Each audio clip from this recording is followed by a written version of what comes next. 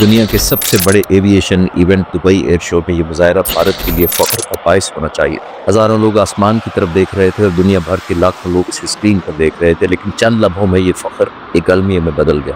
Indian air force کا Tejas fighter jet demonstration کے دوران بے قابو ہو کر زمین پر جا گرا۔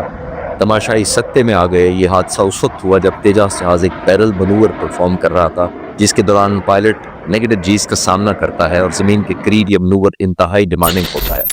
اتنے بڑے ایونٹ اور کراؤڈ کے سامنے اپنے ملک کی نمائندگی کرتے ہوئے یہ ڈسپلے کرنا ایک طرف جتنا بڑا اعزاز ہوتا ہے تو دوسری طرف پائلٹ پر اتنا ہی زیادہ پریشر بھی ہوتا ہے۔ یہ وہی تیجاس جہاز تھا، single seat light weight 4.5 generation multi role combat ایئر کرافٹ، جو بھارت کی انڈیجینیس ایروسپیس کیپیبلٹی اور ٹیکنالوجیکل ایمبیشن کی علامت سمجھا جاتا ہے۔ دنیا بھر کے senior military commanders, engineers, test pilot اور ایویشن ایکسپرٹ اس ڈسپلے کو مظاہرہ دیکھنے جمع تھے۔ یہ پچھلے 2 سال میں دوسرا تیجاس کریش ہے۔ ٹیکنیکل انالیسس سے پہلے میں اس بھارتی پائلٹ ونگ کمانڈر نماش سیال کے خاندان، تیجاس کے پائنیئر نمبر 45 اسکواڈرن فلائنگ ڈیگرز اور انڈین ایئر فورس سے تعزیت اور افسوس کا اظہار کرنا چاہوں۔ میرا آج پاک فضائیہ کے سینئر لیڈرشپ سے بھی رابطہ ہوا۔ میں پاک فضائیہ کی جانب سے متاثرہ خاندان کے لیے دلی افسوس اور ہمدردی کا اظہار کرتا ہوں۔ ہمیں یاد رکھنا چاہیے کہ یہ کوئی کامبیٹ کل نہیں تھی جس پر ہم فخر کریں۔ ایک خاندان سوگ میں ہے، ایک ملک افسردہ ہے اور ایک ایئر فورس اس حادثے کی تحقیقات کر رہی ہے۔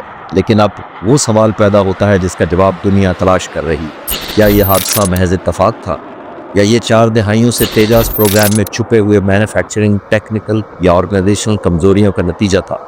میں نے اپنی پاک فضائیہ کی سروس کے دوران فلائٹ سیفٹی کورس اور ایکسیڈنٹ انویسٹیگیشن کورس کیے ہیں۔ ان کی روشنی میں آئیے ہم پہلے حصے میں اس جہاز کی تاریخ اور ڈیولپمنٹ کے ایشوز پر بات کریں گے، اور دوسرے حصے میں ان پائلٹ فیکٹرز اور ممکنہ ٹیکنیکل وجوہات کا جائزہ لیں گے جن کی وجہ سے یہ جہاز تباہی سے دوچار ہوا۔